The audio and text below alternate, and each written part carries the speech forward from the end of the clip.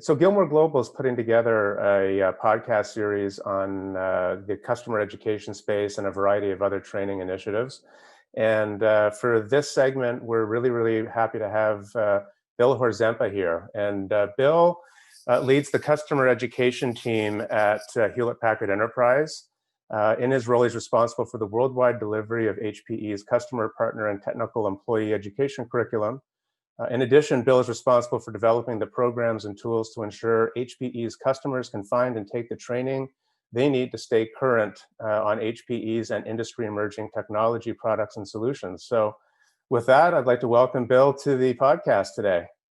Well, thank you. It's a pleasure to be here. And I appreciate, Matt, that the invitation to participate.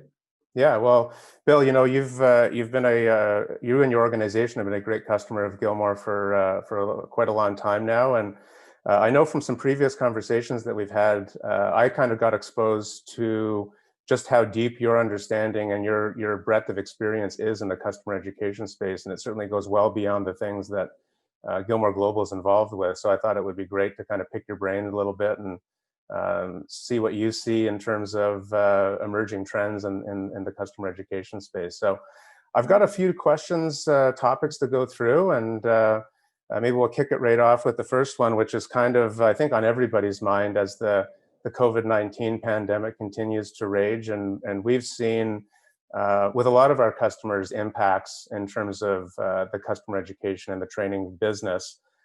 Fortunately, on the technology training side, it seems that there's been a little bit of less of an impact in terms of bookings and things of that nature. But what are you seeing in terms of the impact of COVID-19 on the training space and on your organization specifically? Well, first, I hope everybody listening to this has been able to stay safe and that the pandemic wind down as fast as possible.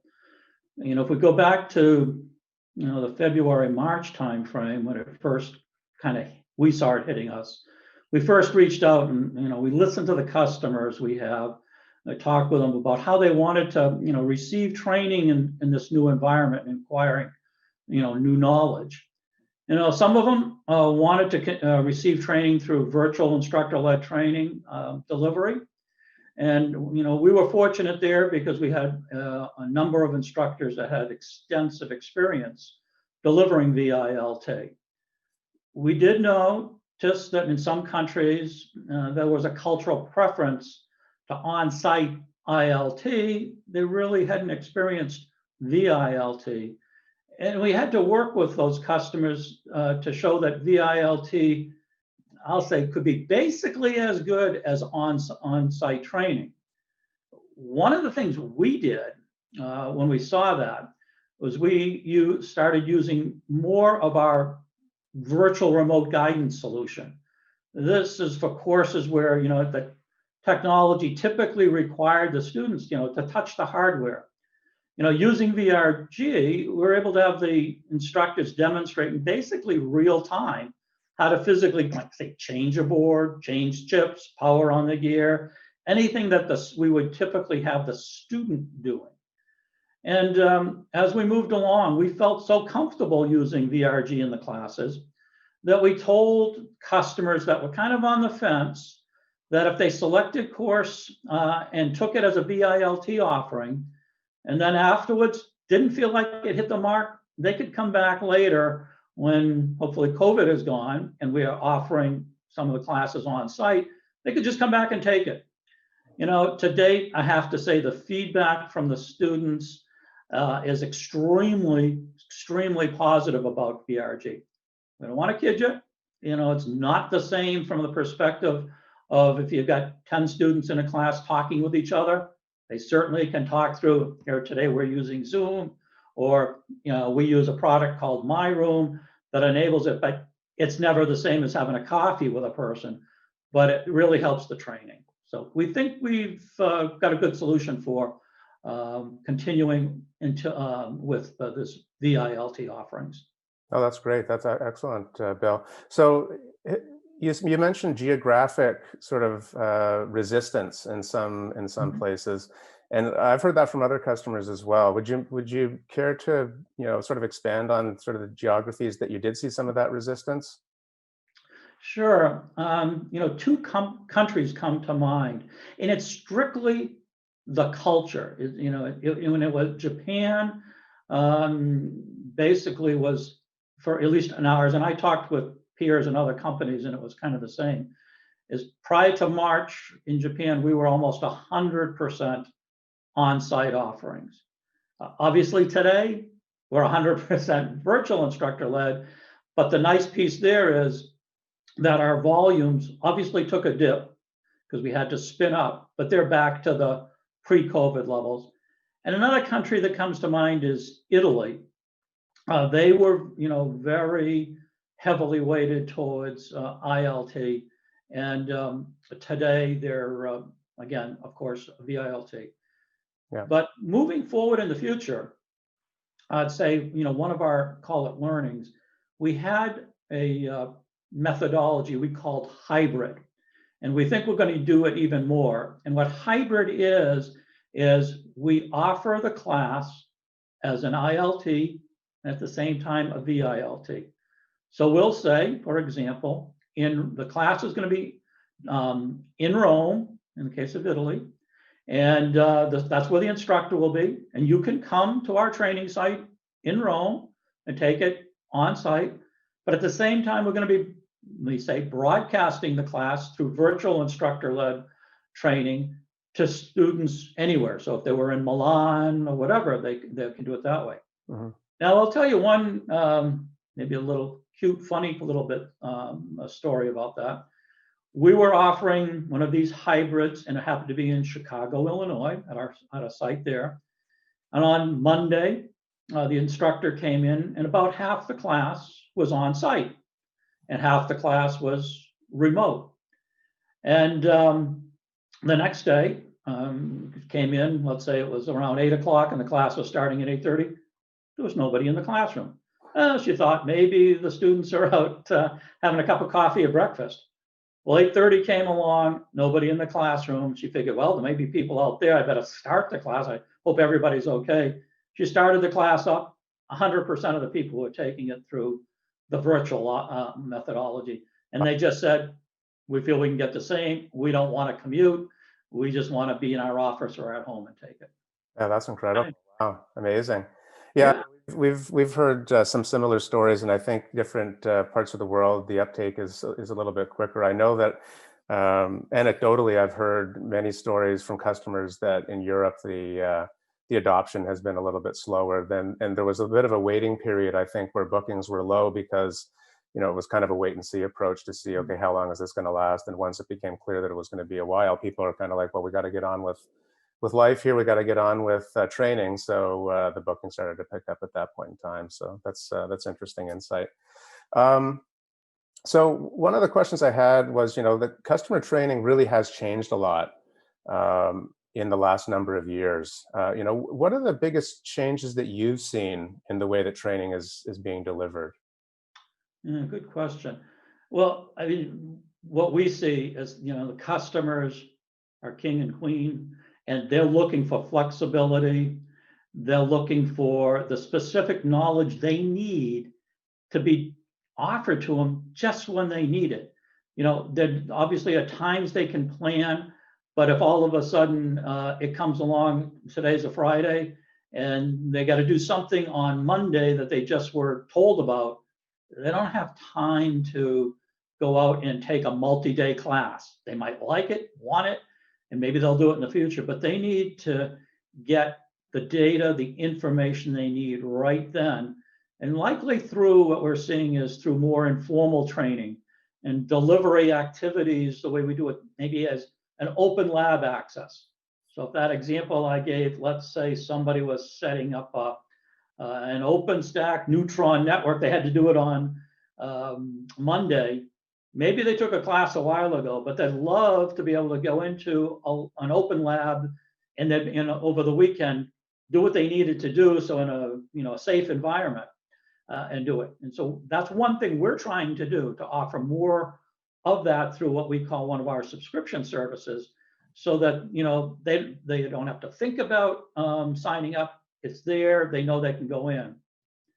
Also, there's they've asked for like instructor office hours Hmm. after the class, where, they took the class and just like all of us, 3 hours into the class, their boss called them and something, they missed a portion of the class and it was important to them. Maybe they try learning on their own, but they'd like to come back and have the instructor just, obviously looking at me, it was a number of years ago when I went to my undergraduate.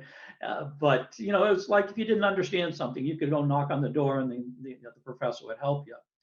So I think kind of in a nutshell, it's just us training suppliers.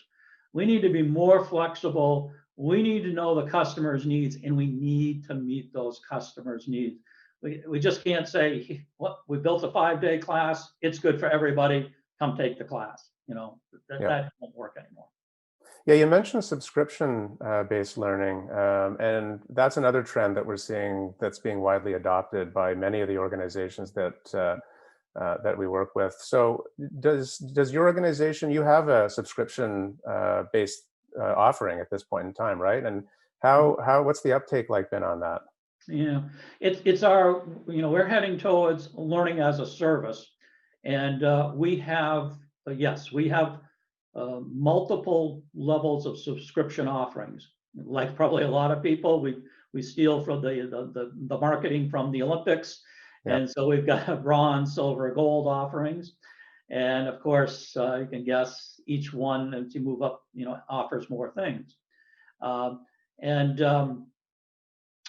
then when you get to the top end, the gold, we're very flexible at what customers want to add more things to even the standard offering. I mean, we'll do everything from here's hundreds of courses that you can take to we'll not only offer all of our courses, we'll include labs, we'll include your courses, customer, and we'll even either run or enable you to run this whole thing on your own systems. So they can have a significant flexibility. Yeah. You asked, the uptake. I think everywhere, across the board, I enjoy talking with peers of mine from other companies. I participate. I'm on the TSIA education board. I participate in SEDMA, and I think the industry, if we were to look at those numbers, there's probably in the 20 to 30% is what the industry is of total delivery is going through subscriptions. And the other I just mention is a lot of times people think subscriptions and equate it to e-learning only. E-learning is part of it, but at least our philosophy is that subscriptions can include everything from e-learning to video learning to VILT classes to perhaps on-site classes to instructor office hours to us fostering peer-to-peer discussions, etc. To us, that's what the whole subscription or learning as a service is. Yeah, really, exactly what you alluded to at the beginning of this question. And your answer is flexibility and the customer is king, right? And being able to meet the needs that they have. That's really interesting. Now I know HPE, has a variety of different technologies, and I also know that what we're seeing with many of our customers is that there's a blending across various vendors in terms of the training that's being delivered. So, an organization, a large enterprise may be deploying technologies from a variety of different IT vendors. Are you guys doing any work in that space to be able to blend training with some other vendor technologies? Yeah, Matt, that's it's spot on. We see that on a daily basis. As a supplier, would love to have all of the customers, but that IT infrastructure, but that's not a practical. They're going to pick and choose from the best of breed, and we know we have to work with have our equipment and then our training participate in a solution type thing. Right. So, we certainly, have training on our specific things, but in addition, to the point specific or product specific, when we educate customers, we also include the concepts that can be applied with other, suppliers' technology. Hmm.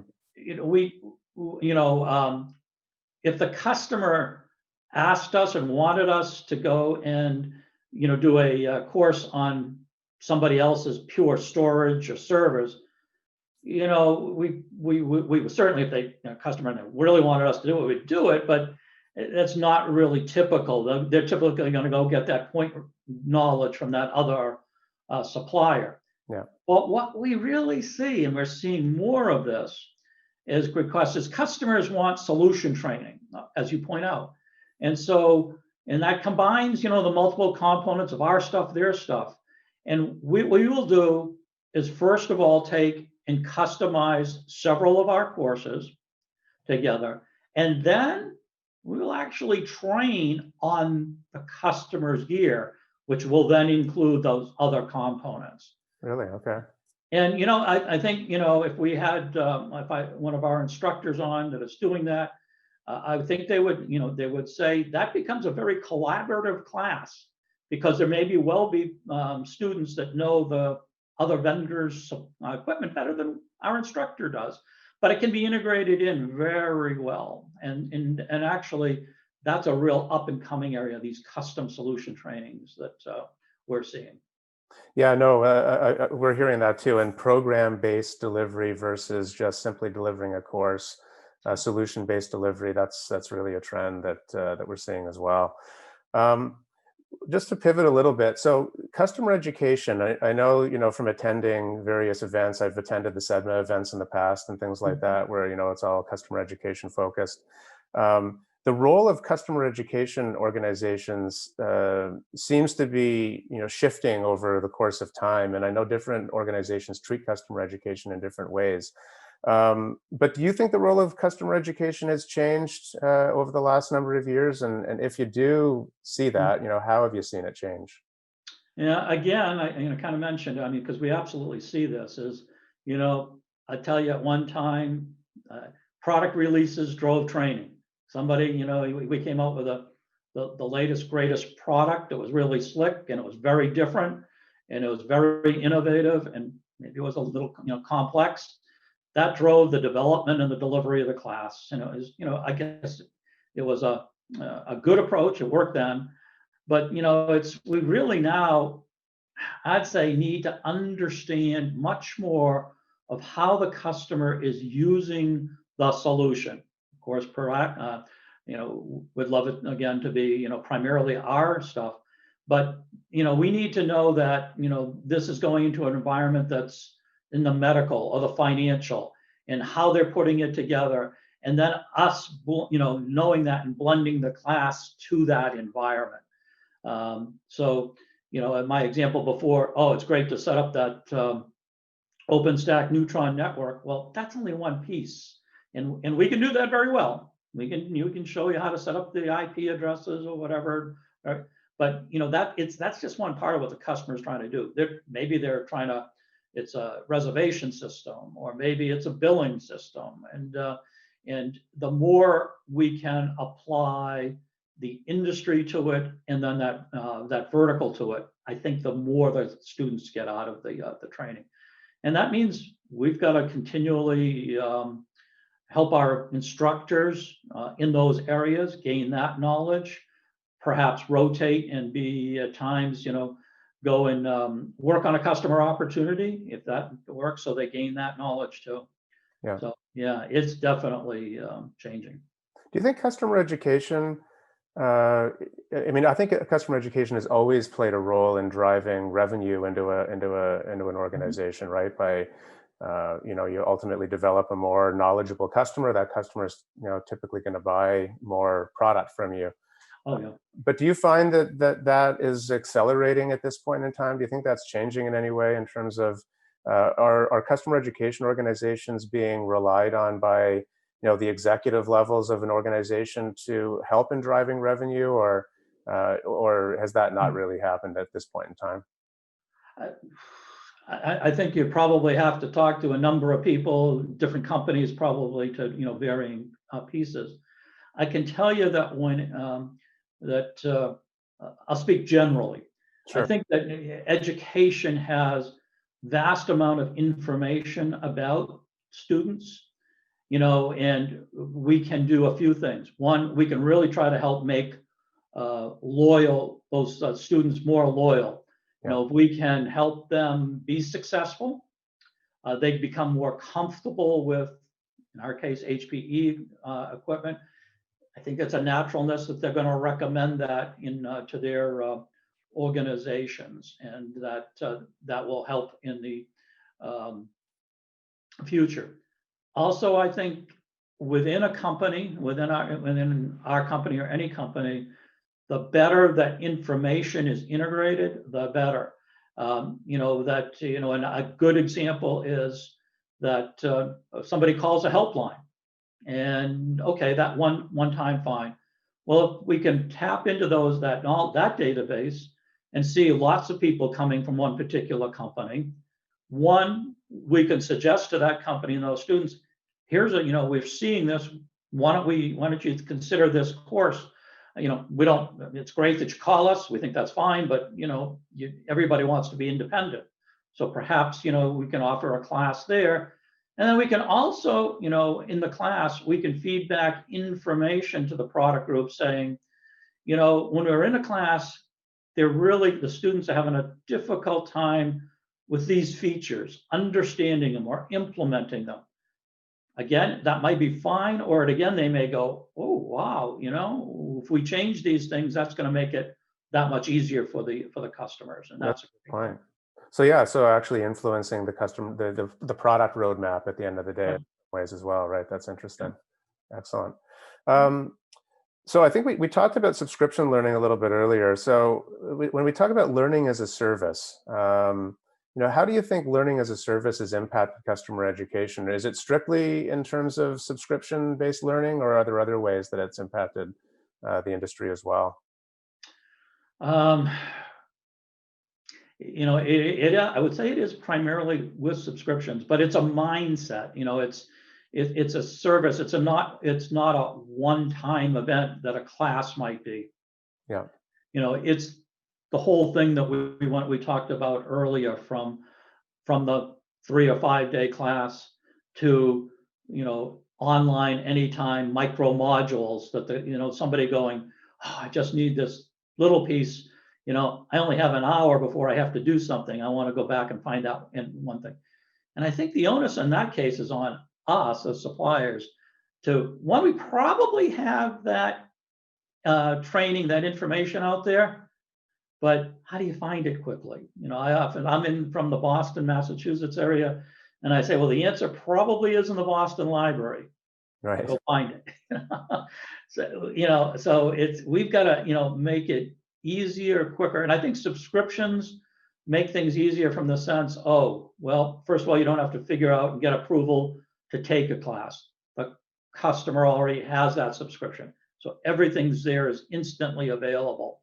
And then again, we need to be doing the better job at helping the student get to exactly what they need. Awesome. Okay, perfect. So what are some key initiatives that HPE is undertaking to better the customer education experience? So maybe some things that you might not have already touched on, or if you wanted to expand on anything that you've touched on already. Yeah.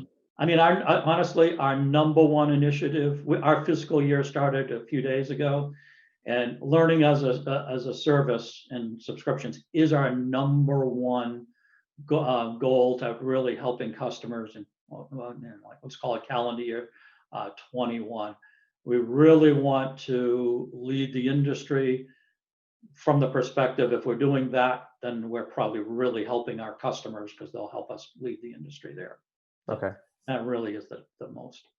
No, thanks for that. Yeah. So one of the other questions I had, just touching on the relevance of IT certifications. Certifications started taking off. I think if I'm looking back, kind of in the early to mid 90s, IT certification really started to take off. Maybe slightly before that. And I was kind of thinking about this recently. So, companies are, Google, Facebook, Netflix, others are starting to talk about the fact that they don't require degrees necessarily of employees, which, historically that would have been very, very unusual. And now these organizations are hiring developers and technologists that don't have a university degree. Do you think that the relevance or the importance of IT certifications is increasing because of that type of a shift that's taking place? Do you think it's decreased over time? With things like micro badging and things like that, also in the market. What do you see in terms of the general IT certification landscape right now? Sure, and I think you're right. That's when that time frame you mentioned is when like Cisco came out with the CCIE, and No, that certification was really top up there because it not only did it show knowledge, but it was made the person very attractive in their career pathing. yeah, I'd say we're seeing is a combination of degrees, certifications, badging, micro badging, and that being desired by individuals and companies. I mean, it's a combination. Certifications show knowledge in a specific area that's specified by HPE. For example, we may say to one of our channel partner companies, you need to have so many certified individuals that are in sales or sales support, technical sales support. And so there's a naturalness there that helps us ensure that those people have the knowledge needed in that very specific area to support the end customers. Mm-hmm. We see badges, that they show knowledge in a more specific or a narrower area or a more focused area. And that's cool too, and I think that's one way a lot of people that maybe not in the technical industry that are maybe making a career change or whatever start off with. They take some badges, and I'll tell you, we give out both digital badges, and we give when we have conferences, when we can have them again, the on-site conferences, people will wear our badges from up here all the way down to the floor because they're really proud, and that's great. It's just super to see. Every company is going to be different, and probably everybody's opinion is going to be a little different. I personally think degrees will be around for a long time. I mean, they can show not only the technical knowledge, but they can show broad knowledge in multiple areas of creative thinking. You might not think of you mentioned a developer. Well, a developer might, some developers might have started off with a liberal arts or a business degree because they got a broad knowledge out of that. And then they come in and they take some certifications and they take some boot camps. Maybe you get a degree and go to a boot camp, get a number of certifications, and all along the way they get some badges, and they're just getting better and better for both the company that hires them and that company's customers. So yeah, I certainly I've always thought that IT certifications were very important. I was on the IT Certification Council. I was actually the first chair of that organization, and it's still a really great group going on. So I have a passion for certifications, and badges have come up recently, or more recently, and degrees have been around forever. So it's a blending of all, I believe. Yeah. And I think with just touching on one of the topics we talked about earlier when it comes to certifications, it seems to me that education as a service really could potentially change the way certifications are updated.